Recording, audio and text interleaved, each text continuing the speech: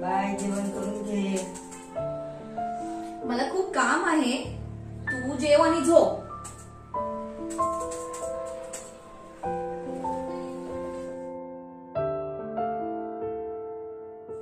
Bye, खूप उशीर झालाय. जेवण कर.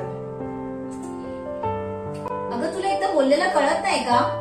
मला खूप काम आहे. तू जेव आणि झोप. सारखं सारखं माझं डोकं नको खाऊ.